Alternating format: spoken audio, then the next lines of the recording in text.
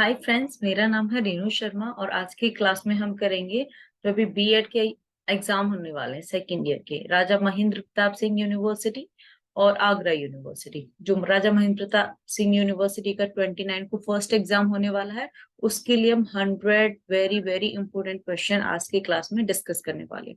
तो ध्यान से देखना, आई एम 100% श्योर कि इसमें से ज्यादा क्वेश्चन आपके एग्जाम में आएंगे। ओके, चलो वीडियो स्टार्ट करते हैं। तो जो हमारे जो एग्जाम जो हमने बनाया, राइट, सब्जेक्ट का नाम है नॉलेज एंड करिकुलम, ज्ञान एवं पाठ्यक्रम। इसमें बेस्ट 100 MCQ हम करने वाले हैं। ओके, तो हमारा फर्स्ट क्वेश्चन है कि किसने कहा है कि ज्ञान वह है जो मनुष्य के मन को प्रकाशित करता है। इसको कहा है रसेल ने। राइट, इसको किसने कहा है? रसेल। ज्ञान क्या है? जो हमारे मन को प्रकाशित करता है। ज्ञान से आप ऐसे याद कर लीजिए, जो ज्ञान होता है उससे हमारे माइंड के जो सेल है ना वो खुल जाते हैं। ज्ञान और Russell, you can learn in this way. Okay, let's check the next question. Next question है हमारा कि श्रीमद् भागवत के किस अध्याय में ज्ञान के 3 प्रकार बताए गए हैं। तो ये जो आपका इसके लिए आंसर है वो है 18वें अध्याय में। ओके, 18वें अध्याय में क्या बताए हैं?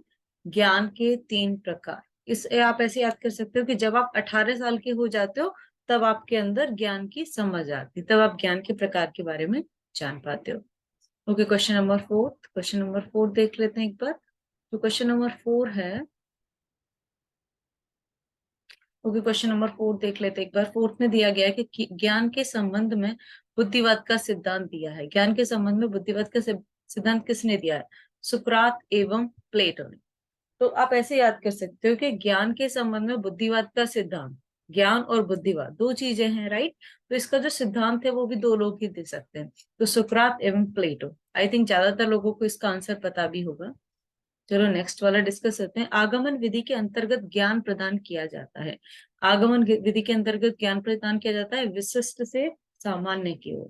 आगमन, राइट, पहले विशिष्ट देन सामान्य। नेक्स्ट क्वेश्चन है क्वेश्चन नंबर 6। संवेद संवेद विवेकपूर्ण सिद्धांत के जन्मदाता हैं। तो संवेद विवेकपूर्ण सिद्धांत के जन्मदाता कौन है? अरस्तु। विवेकपूर्ण, राइट। अरस्तु को इंटेलिजेंसी और ज्ञान से रिलेटेड ही जाना जाता है। तो संवेद विवेकपूर्ण सिद्धांत के जन्मदाता है अरस्तु। अनुभवी सिद्धांत के जन्मदाता कौन है? अनुभवी सिद्धांत के जन्मदाता है जॉन लॉक। राइट, अनुभवी सिद्धांत के जन्मदाता। जिसको अनुभव होगा, राइट, सिद्धांतों के बारे में, वो उसके लिए बहुत इंपॉर्टेंट होंगे, तो वो उनको क्या करके रखेगा? वो उनको लॉक करके रखेगा। आप इसलिए याद कर सकते हो, अनुभवी सिद्धांत के जन्मदाता है John Locke. Okay, let's come to the next question. Next question बोलता है कि दर्शन की कौन सी शाखा ज्ञान से संबंध रखती है। तो दर्शन की ज्ञान मीमांसा। तो दर्शन की ये बोल रहा है कि कौन सी शाखा ज्ञान से संबंध रखती है, तो उसमें ज्ञान से संबंध रखना तो ज्ञान मीमांसा, ये आपके लिए याद रखना इजी हो जाएगा। 8th हंटर आयोग का गठन कब हुआ? तो हंटर आयोग का गठन हुआ था 1882, 1882 में। तो हंटर आयोग, राइट, हंटर आयोग। तो हंटर में आप देख सकते हो कि जो हम एच लिखते हैं, ह लिखते हैं, तो उसे ऐसे लिखते हैं, राइट। तो ह को अगर हम ऐसे कर देंगे तो 8 हो जाएगा, करेक्ट। अब इस तरीके से याद रखना कि जिसमें ऑप्शन में डबल 8 आ रहा होगा, राइट, 1882। और हंटर में देखो लास्ट में र आ रहा है, और र और हमारे ये कब हुआ था? 1882 में। तो 1882 में भी लास्ट में 2 आ रहा है। ओके, ऐसे ट्रिक के साथ याद करोगे तो आपको बस एक बार वीडियो देखनी है और आपको जो है हमेशा के लिए याद हो जाएगा। प्रैक्टिस करना, 2 बार वीडियो देखो, फिर आगे कुछ पढ़ने की जरूरत ही नहीं है आपको। ओके, नेक्स्ट क्वेश्चन देखते हैं। नेक्स्ट क्वेश्चन में बोल रहा है, हम्म, कौन सा चरण कौन सा चरण हिल्डा टावर मॉडल का भाग नहीं है। तो पाठ्य चर्चा परिकल्पना, पाठ्य चर्चा परिकल्पना हिल्डा टावर मॉडल का भाग नहीं है। ये तो कौन सा भाग है? पाठ्य वस्तु का चुनाव, राइट। हम कौन सी पाठ्य वस्तु यूज करने वाले हैं उसका चुनाव करना, आवश्यकताओं की पहचान करना और पाठ्य वस्तु का संगठन करना। लेकिन परिकल्पना, राइट, इमेजिनेशन तौर पर, ये इसका पार्ट नहीं है। आप ऐसे लर्न कर सकते हो। ओके, नेक्स्ट क्वेश्चन है, निम्नलिखित में से कौन सा ज्ञान का सिद्धांत नहीं है? ज्ञान का सिद्धांत कौन सा नहीं है? प्रायोगिक सिद्धांत नहीं है। ओके सर, देखो बुद्धिवाद का सिद्धांत, तो बुद्धि और ज्ञान दोनों को आप कनेक्ट कर सकते हो। अनुभवों की पूर्णता का सिद्धांत, ज्ञान कब आएगा, जब आपको अनुभव होगा, राइट, तो ये इसका है। तो तीसरा आता है योग का सिद्धांत। योग क्या है, योग हमें ज्ञान से ही जोड़ने की कला को हम योग कहते हैं। तीसरा है प्रायोगिक। प्रायोगिक मतलब आप प्रैक्टिकली कुछ भी कर रहे हो, आपको उसके बारे में समझ है या नहीं है, डजेंट मैटर, लेकिन आप कुछ भी करते जा रहे हो। ओके, तो प्रायोगिक का जो सिद्धांत है वो ज्ञान का सिद्धांत नहीं है। आप इस ट्रिक की तरह याद कर सकते हो इसको। नेक्स्ट क्वेश्चन देख लेते हैं। निम्नलिखित में से ज्ञान प्राप्त करने की कौन सी विधि है? तो इसमें है आंसर है सारी ही विधि। हाँ, निम्नलिखित में से ज्ञान प्राप्त करने की कौन सी विधि है? तो प्रत्यक्ष विधि, प्रयोग विधि, निगमन विधि, इन तीनों को आप अच्छे से याद कर लेना। ज्ञान प्राप्त करने की तीनों ही विधियां हैं, प्रत्यक्ष विधि, प्रयोग विधि, निगमन विधि।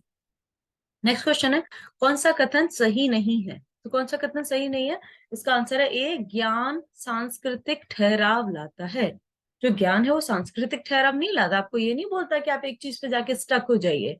ज्ञान बोलता है कि ज्ञान संस्कृति का हस्तांतरण करता है। हस्तांतरण मीन्स पहली पीढ़ी से दूसरी पीढ़ी को पहुंचाया, फिर तीसरी पीढ़ी को, राइट, इस कंट्री से दूसरी कंट्री में, तो इसको एक्सप्लोर करता है।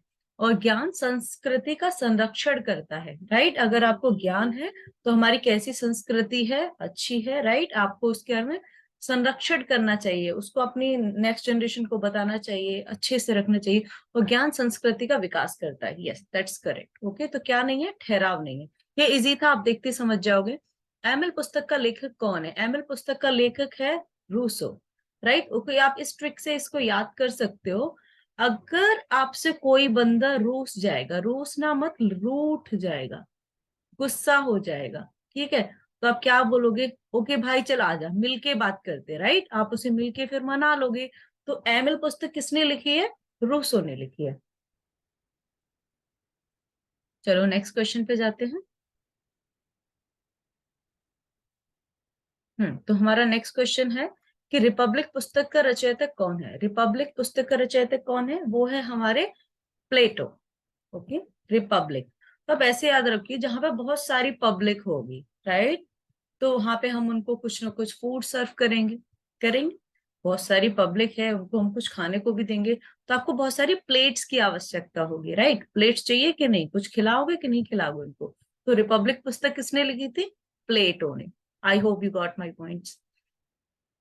Now let's do the next one. Let me erase this. Okay, next question number 16। निम्न में से कौन सा कथन असत्य है? तो देखो, हम चारों इसमें से जो असत्य है वो पहले हम पढ़ लेते हैं। ज्ञान प्राप्ति की सीमा होती है, राइट। आपको पढ़ के पता चल गया कि ज्ञान क्या है, प्राप्ति की सीमा है। क्या आप कोई चीज अचीव कर पाओगे उसको स्टॉप कर देता है क्या? नहीं। ज्ञान क्या है फिर? ज्ञान का स्वरूप अनुभव जन्य होता है, राइट। ज्ञान से क्या होता है? आपको एक्सपीरियंस प्राप्त होता है। ज्ञान सदैव गतिमान रहता है। जो ज्ञान होता है उससे क्या होता है? आपको गति मिलती है, आप इंप्रूव करते हो अपनी लाइफ में और सक्सेस गेट करते हो। ज्ञान का आधार सूचना होती है, एग्जैक्टली करेक्ट। जब आपको किसी चीज के बारे में इंफॉर्मेशन मिलेगी तभी तो आपको उस चीज का ज्ञान होगा। चलो नेक्स्ट क्वेश्चन करते हैं। ब्लूम टैक्सोनॉमी के अनुसार शैक्षिक उद्देश्यों को कितने भागों में वर्गीकृत किया गया है? तो इसका आंसर है 3। ये है ब्लूम, राइट। इसको आप कैसे याद करोगे? क्योंकि जो हम ब्लूम में जो हम ल लिखते हैं, राइट, इसको हम 3 की तरह बनाते हैं। तो ब्लूम टैक्सोनॉमी के अनुसार शैक्षिक उद्देश्यों को कितने भागों में बांटा गया है? 3। ऐसे याद करना। जो ब्लूम में ल होता है वो एक तरीके से 3 जैसा दिखता है। Okay, you can learn in this way. Now let's move to the next question. निम्न में से कौन सा ज्ञानात्मक पक्ष के अंतर्गत नहीं आता है? तो निम्न में से ज्ञानात्मक पक्ष के अंदर नहीं आता है स्मृति, राइट। आपको जो मेमोरी में है, याद है, राइट, वो नहीं आता है किसके? ज्ञानात्मक पक्ष के अंतर्गत। Now let's move to the next one. निम्न में से कौन सी विधि तर्क पर आधारित है? तो कौन सी विधि तर्क पर आधारित है? इसमें आंसर हमारे दो हैं, एक तो अ तथा ब। आगमन विधि और निगमन विधि। आगमन विधि और निगमन विधि प्रत्यक्ष विधि होती है सामने से, राइट, प्रत्यक्ष डायरेक्ट विधि वो नहीं है। निम्न में से कौन सी विधि तर्क पर आधारित है? आगमन और निगमन, ये याद रखना। ज्ञान के स्रोत क्या हैं? तो हमारे ज्ञान के स्रोत हैं, सभी हैं। इंद्रियों का अनुभव, जो आपकी जो इंद्रियां हैं, आइज, राइट, हमारी 5 इंद्रियां होती है उनके अनुसार, और तर्क और बुद्धि, करेक्ट, ये भी हमारे ज्ञान का स्रोत है। और अंतःक्रिया, अंदर से आप जितना सोचते हो, राइट, अपनी इंटेलिजेंसी को इंक्रीज करते हो, वो भी। तो उपयुक्त सभी। नेक्स्ट क्वेश्चन है, वीईआई का पूरा नाम क्या है? तो वीईआई का पूरा नाम है vocational education programme. Vocational education programme. अब याद रखना किसमें वोकेशनल आएगा और एजुकेशन आएगा और प्रोग्राम आएगा, ये कोई पॉलिसी नहीं है। पॉलिसी वाला आप कट कर देना। किसी एनवायरमेंट की डिस्कशन नहीं कर रहे तो एनवायरमेंट को कट कर देना। किसी विजुअल एजुकेशन प्रॉपर्टी पॉलिसी की बात नहीं करें तो विजुअल भी नहीं आएगा। Okay, let's come to the next one. सत्यम शिवम सुंदरम को विकसित किया था। सत्यम शिवम सुंदरम को किसने विकसित किया था? आदर्शवाद, राइट। आदर्शवाद मतलब क्या? जो हम अपने, मान लो आप अपने पापा से सुनते आ रहे हो और आपके पापा आपके आदर्श है, तो हमारे बुजुर्ग हमेशा भगवान की और ये सारी बातें करते, राइट। और सत्यम शिवम सुंदरम तो बहुत फेमस है, तो ये किससे आया? आदर्शवाद से। ऐसे लर्न रखना आप इसको। शिक्षा में वैज्ञानिक प्रवृत्ति लाने का श्रेय दिया जाता है। तो शिक्षा में वैज्ञानिक प्रवृत्ति, यथार्थवाद। यथार्थवाद मतलब क्या? प्रैक्टिकल। जब हम पढ़ाई करते हैं तो राइट, हम प्रैक्टिकल नॉलेज गेन करते हैं कि आसपास में क्या हो रहा है, क्या होना चाहिए। तब याद करना यथार्थवाद कहाँ से आता है? शिक्षा से। शिक्षा के उद्देश्य हैं, तो शिक्षा के क्या उद्देश्य हैं? परिवर्तित होते रहते हैं, राइट। शिक्षा के उद्देश्य क्या है? राइट, क्योंकि कभी कुछ था, हम टाइम के अकॉर्डिंग उनको चेंज करते रहते हैं।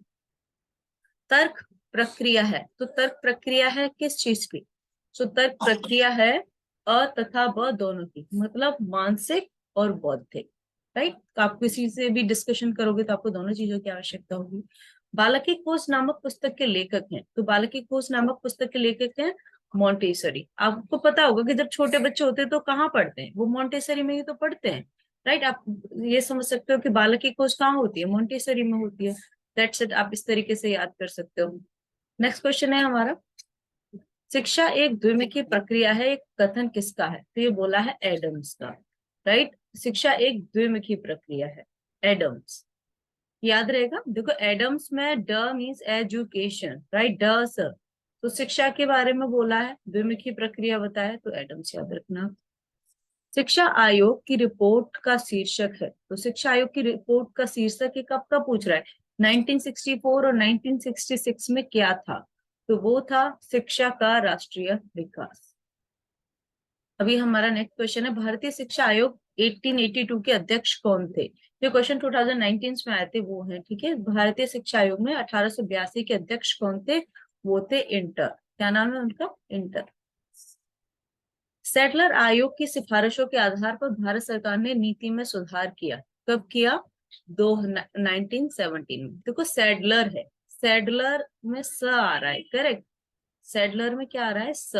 और 1917 में क्या आ रहा है? सात। सात में भी स जैसा साउंड आता है, करेक्ट। सैडलर और 1917, ऐसे इसको आप मोनेटाइज करके याद रख सकते हो। नेक्स्ट है, निम्न में से कौन सा कथन सही नहीं है? तो कौन सा नहीं है? ज्ञान संस्कृति में ठहराव लाता है, ये रिपीटेड क्वेश्चन है। ज्ञान प्राप्त करने की प्रक्रिया क्या है? क्या है? समझना, सोचना, विश्लेषण एंड संश्लेषण करना। तो सारे ही ठीक है इसमें। ओके, नेक्स्ट वाला देखते हैं। किसके अनुसार एकाग्रता की शक्ति ज्ञान के संचित भंडार की एकमात्र कुंजी है? किसके अनुसार? स्वामी विवेकानंद के अनुसार। चलो नेक्स्ट क्वेश्चन की तरफ फॉरवर्ड करते हैं। वीडियो थोड़ा बड़ा हो जाएगा, राइट, लेकिन आपको सब पढ़ना ही है, पढ़ाई में टाइम देना ही है, तो इसलिए ये नहीं सोचना कि वीडियो बड़ा है। निम्नलिखित में से कौन सा ज्ञान जैन दर्शन के अंतर्गत नहीं आता है? तो कौन सा नहीं आता है? केवल ज्ञान नहीं आता है। प्रत्यक्ष और उपमेय ज्ञान और अनुमेय ज्ञान, राइट, ये आते हैं अंतरदर्शन के।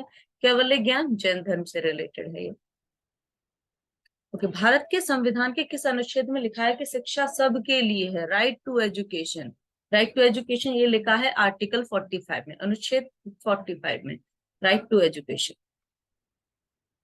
आप ऐसे याद रख सकते हो क्योंकि शिक्षा सबके लिए अनुच्छेद 15 में है। जब बच्चा 4 से 5 साल का होता है तब वो एजुकेशन लेने के लिए स्कूल में जाता है, राइट। अब तो क्या 2.5 साल के बच्चे भी जाते हैं, पर मोस्टली 4 से 5 साल के बच्चे पहले जाते थे। ओके, तो अनुच्छेद 45 में लिखा है।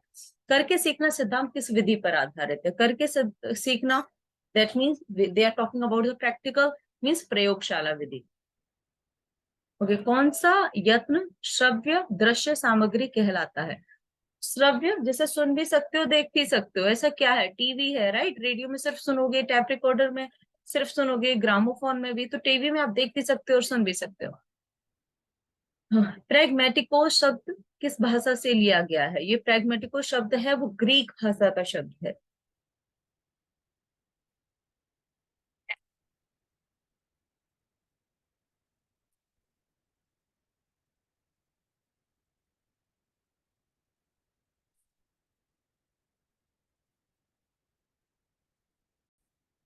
Recording in progress. तो हमारा नेक्स्ट क्वेश्चन तक था कि प्रेगमेटिको किस शब्द किस शब्द किस भाषा से लिया गया है? तो ये लिया गया है ग्रीक भाषा से। तो अनिवार्य विषयों के अंतर्गत आने वाले विषय हैं, तो इसमें है मातृभाषा, राइट? ये पढ़ाई जानी चाहिए हमारी। हिंदी या अंग्रेजी इंडिया में अनिवार्य है। सामान्य विज्ञान तथा गणित आपको पता ही है, तो ये सारे ही। निम्नलिखित में से कौन सी विधि तर्क आगमन विधि पर आधारित नहीं है? तो नहीं है तो प्रत्यक्ष विधि नहीं है, ये रिपीटेड क्वेश्चन है। आगमन और निगमन विधि है। प्रधानाध्या प्रधानाध्यापक जन्मजात व निर्मित दोनों होता है, यह किसने कहा है? ये कहा है पी रेन ने। प्रधानाध्यापक क्या होता है? जन्मजात व निर्मित, मतलब जन्म से ही उसमें ऐसी क्वालिटीज होती हैं, और निर्मित बाद में निर्माण करने वाली, राइट? ये कहा है पी रेन ने। पाठ्य चर्चा को प्रभावित करने वाला कारक है। पाठ्य चर्चा को प्रभावित करने वाली राष्ट्र की शिक्षा नीति और हमारी परीक्षा प्रणाली जो क्या है, राइट? एजुकेशन सिस्टम और शासन की नीतियां, ये सारी ही चीजें हैं। और अद्वैत वेदांत के प्रतिपादक थे। अद्वैत वेदांत के प्रतिपादक कौन थे? शंकराचार्य थे। अद्वैत, राइट? अद्वैत मतलब कुछ भी दो नहीं है, राइट? सब एक ही है। इस वेदांत, इसमें देखो वेद आ रहा है, राइट?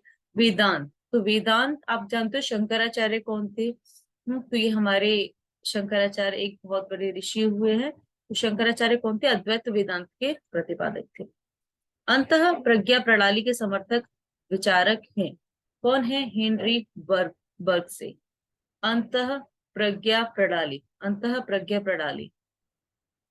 तो आप ऐसे याद कर सकते हो कि जो प्रज्ञा है ना, राइट? प्रज्ञा एक लड़की है, वो हेनरी के साथ जाके ये बर्ग से है ना बर्गर खाती है। ओके, अंतः प्रज्ञा प्रणाली।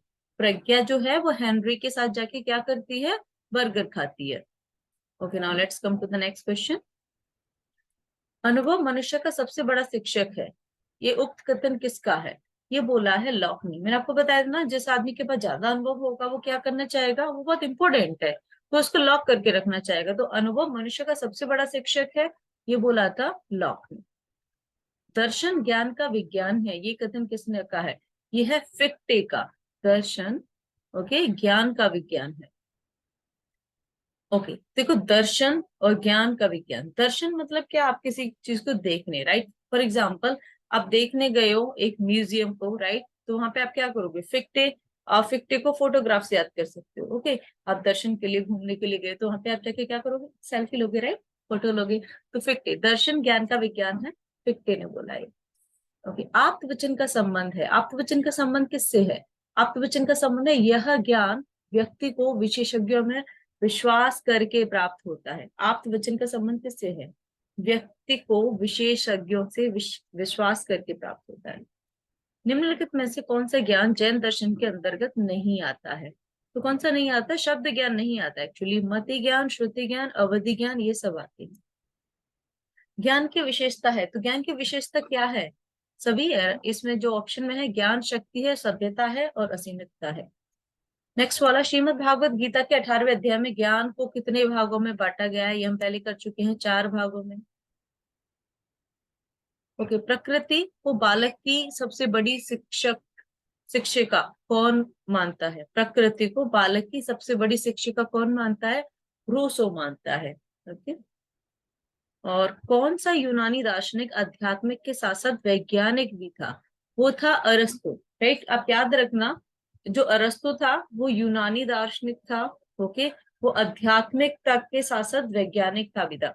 मतलब जो अरस्तु था वो भगवान पे भी भरोसा करने वाला था और साइंस पर भी। ओके, क्रियात्मक ज्ञान किसके विचारों पर आधारित है? तो क्रियात्मक ज्ञान जॉन ईयूवी, जॉन ईयूवी, क्रियात्मक ज्ञान। अब ऐसे याद कर सकते हो, जो जॉन है ना और जो यूवी है, राइट, वो दोनों मिलके क्या करते रहते हैं, क्रियात्मक प्रक्रियाएं करते रहते हैं। Okay, let's come to the next one.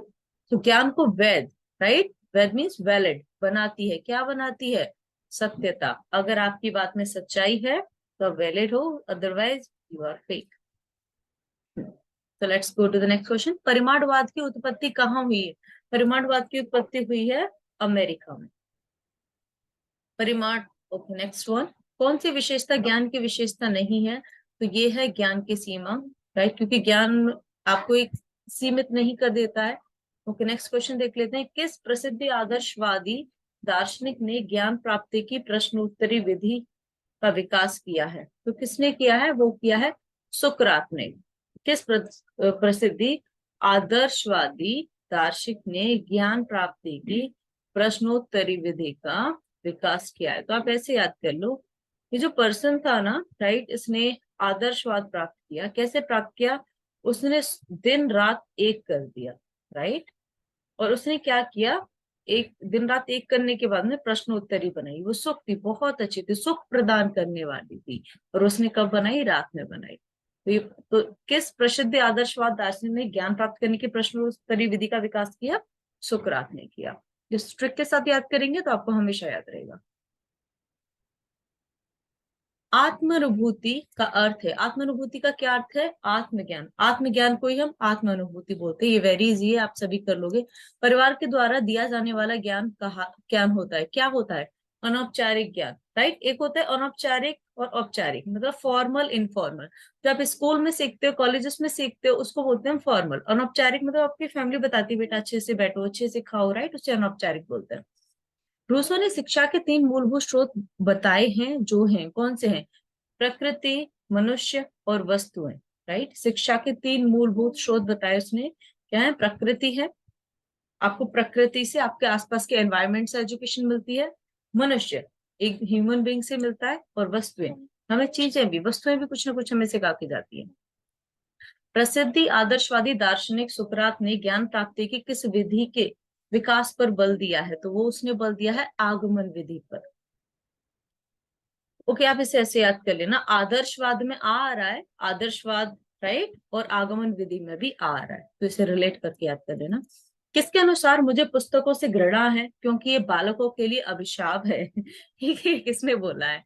तो ये बोला है रूसो ने। आप इसको ऐसे याद करिए तो बहुत ईजी है। अगर कोई बच्चा रूस गया है, राइट, रूठ गया है, तो क्या बोलेगा? मुझे पुस्तकों से घृणा है, क्योंकि क्या है, ये बच्चों के लिए अभिशाप है, राइट, उनकी लाइफ को डिस्टर्ब करती रहती है। होमवर्क करो, ये करो, वो करो, देयर इज अ डिस्टर्बेंस। तो स्वाभाविक ज्ञान को अनुभाविक ज्ञान किस शिक्षा शास्त्री ने माना है? स्वाभाविक ज्ञान को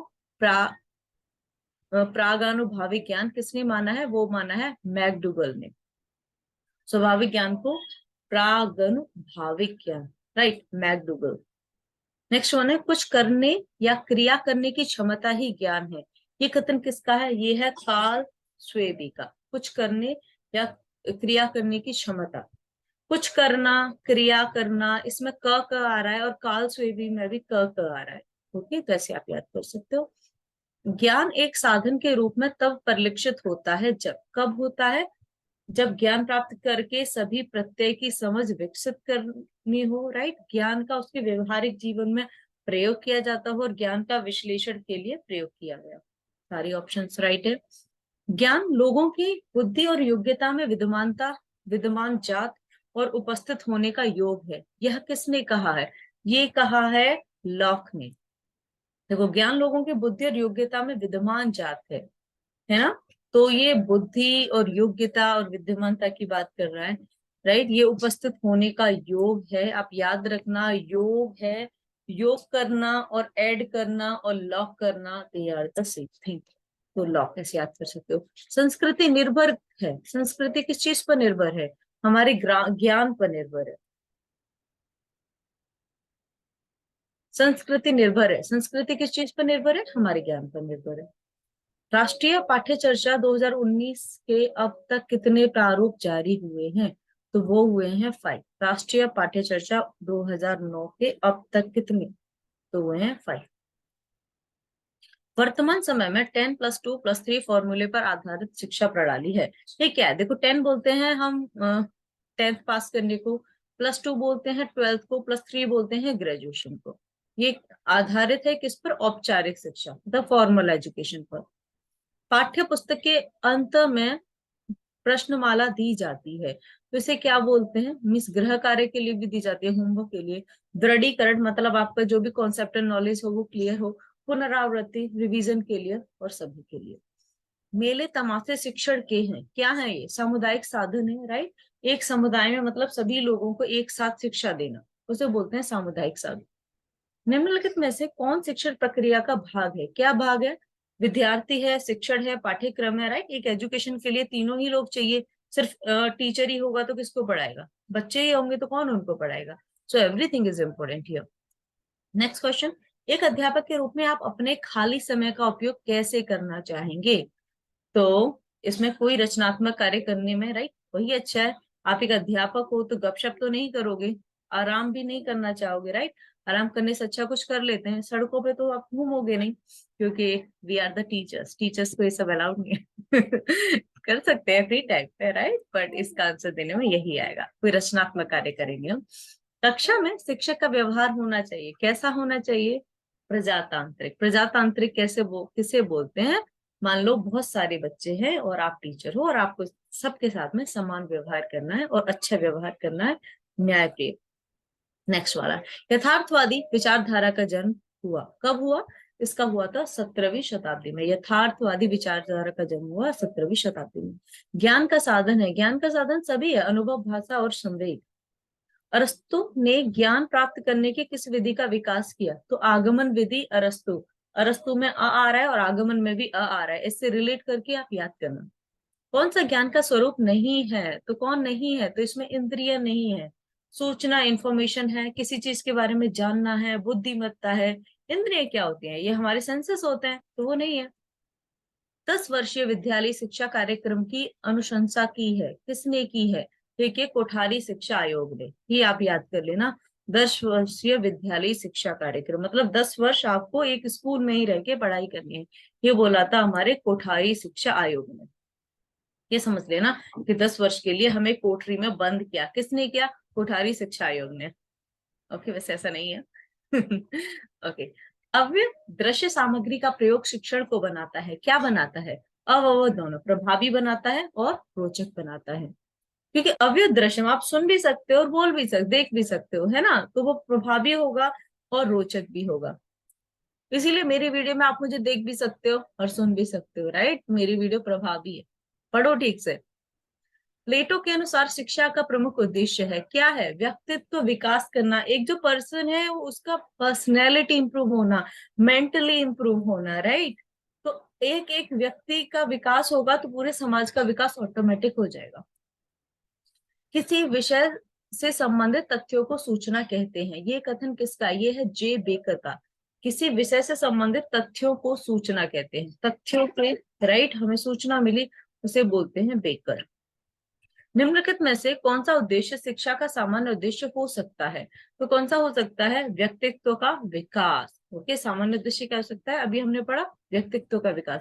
डिग्री प्राप्त करना, अगली कक्षा में प्रवेश प्राप्त करना, ये हमारा मेन फोकस नहीं है, राइट। अगर हम एजुकेशन देना चाहते हैं तो क्यों देना चाहते हैं? कि हमारे किसी भी व्यक्तित्व का विकास हो।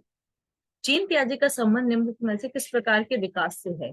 तो वो है संज्ञानात्मक विकास से। जीन पियाजे, राइट, जीन प्याज। आप ऐसे याद कर सकते हो, अगर आप प्याज खाओगे तो आपका क्या होगा? संज्ञानात्मक विकास होगा, राइट, आपका ज्ञान बढ़ेगा। जीन प्याजे, संज्ञानात्मक विकास। समस्या समाधान विधि के जनक हैं, कौन है? समस्या समाधान विधि के जनक है सुकरात और सेंट थॉमस। समस्या और समाधान, देखो समस्या और समाधान में आप देखते हो यहाँ पे समस्या और सुकरात, राइट, और समाधान, समाधान में म थॉमस, राइट। सम आ रहा है थॉमस। सुकरात और तथा सेंट थॉमस, इन्होंने क्या किया है? समस्या समाधान विधि का जनक है ये लोग। Let's move to the next one. Okay, शिक्षा में पुरस्कार का महत्व। शिक्षा में पुरस्कार का महत्व क्या है? शिक्षा छात्रों का सर्वांगीण विकास करना, छात्रों की नियमित उपस्थिति रखना और उनको प्रोत्साहन देना, मोटिवेशन देना। अध्यापक की वांछित शिक्षा कौशलों का विकास करने हेतु उपयोगी है। क्या उपयोगी है? सूक्ष्म शिक्षण, राइट। अध्यापक की वांछित शिक्षा कौशलों का विकास करने के लिए। नेक्स्ट वाला देख लेते हैं। नेक्स्ट वाला है राष्ट्रीय जीवन में शिक्षा का कार्य है। राष्ट्रीय जीवन में शिक्षा का क्या कार्य है? राष्ट्रीय एकता का विकास करना, राइट। हमारे देश में सभी लोग मिलजुल के रहें। निम्नलिखित में से कौन सा नियमित शिक्षा के अंतर्गत आता है? क्या आता है? विद्यालय पाठ्यक्रम, राइट। एजुकेशन जो हम स्कूल में पढ़ते हैं, सारी चीजें क्या होती है? एक रूल रेगुलेशन के अंदर चल रही होती है, तो इसीलिए विद्यालय पाठ्यक्रम। राष्ट्रीय एकता का प्रमुख आधार क्या है? राष्ट्रीय एकता का जो प्रमुख आधार है वो है शिक्षा। और सभी लोग शिक्षित हैं तभी वो एक होके रह सकते हैं, वरना वो कास्ट के नाम पर होके और रिलीजन के नाम पर आपस में बस लड़ाई करते रहेंगे। किशोरावस्था की विशेषता है। क्या है किशोरावस्था की विशेषता? वो है विषम लिंगीय समूहों का बनना। क्योंकि क्या होता है किशोरावस्था में, एक बॉयज गर्ल्स के प्रति, गर्ल्स बॉयज के प्रति अट्रैक्ट होते हैं, और कॉलेज स्कूल्स में, राइट, सब साथ में ही रहते हैं, तो ग्रुप्स में साथ में रहना इट डजंट मैटर। निम्न में से किसका प्रभाव बालक के विकास पर पड़ता है? किसका पड़ता है? परिवार का भी पड़ता है, विद्यालय का भी पड़ता है, समाज का पड़ता है, तो तीनों का पड़ता है। शिक्षा, शिक्षक के लिए मनोविज्ञान की उपयोगिता है, राइट। बालकों का चरित्र निर्माण करना, अनुशासन में सहायता करना, बाल व्यवहार का ज्ञान, सभी, राइट, सभी चीजें इंपॉर्टेंट है। मनोविश्लेषण के प्रवर्तक हैं। कौन है मनोविश्लेषण के प्रवर्तक? है फ्रायड। मनोविश्लेषणवाद मतलब आपके मन को विश्लेषणवाद से भर दे, तब क्या हो जाओगे? फ्राई। अरे यार, इसने तो मेरा माइंड फ्राई कर दिया है ना। फ्राइड। मनोविश्लेषणवाद के प्रवर्तक हैं फ्राइड। ये जस्ट एक याद करने के लिए मैं आपको टेक्निक बता रही हूँ। निम्नलिखित में से कौन सा कारक पाठ्यक्रमिक विकास को प्रभावित करने वाला कारक है? तो वो है सभी। समाज एवं परिवेश, शिक्षा आयोग समितियां, शिक्षा के उद्देश्य। शिक्षा की राष्ट्रीय एकता का आधार है, यह कथन किसका है? ये कथन है पंडित नेहरू का। ओके। शैशवावस्था की मुख्य विशेषता नहीं है। क्या नहीं है? नैतिकता। क्योंकि बच्चे छोटे होते हैं, राइट, उनमें के अंदर नैतिक फीलिंग नहीं होती, क्योंकि उन्होंने ना कुछ देखा होता है ना कुछ, गोदी में रहते हैं छोटे से। शैशवावस्था क्या जाना। निम्नलिखित में से कौन सा नियमित शिक्षा के अंतर्गत नहीं आता है? तो कौन सा नहीं आता है? धर्म नहीं आता है। स्कूल, पुस्तकालय, शिक्षण विधि, इनमें से हम ये चुनेंगे। बाल मनोविज्ञान का अध्ययन निम्नलिखित में से किसके लिए सर्वाधिक आवश्यक है? तो वो है माध्यमिक शिक्षा के लिए, विश्वविद्यालय के शिक्षक के लिए, और प्राथमिक शिक्षा के लिए, सभी के लिए। ओके, अगर आपको मेरी वीडियो पसंद आई हो, मैं बहुत मेहनत कर रही हूँ आपके लिए वीडियो बनाने में और आपको ट्रिक से याद कर रही हूँ, प्लीज मेरे चैनल को सब्सक्राइब करना, वीडियो को लाइक करना और सबके साथ शेयर करना, ताकि बाकी लोगों की भी हेल्प हो जाए। ओके, अगर आपको नेक्स्ट वीडियो चाहिए वो भी ट्रिक के साथ, जो आप एक बार में देखो याद हो जाए, तो प्लीज कॉमेंट करो। I will make one more video for you. Thank you, bye bye.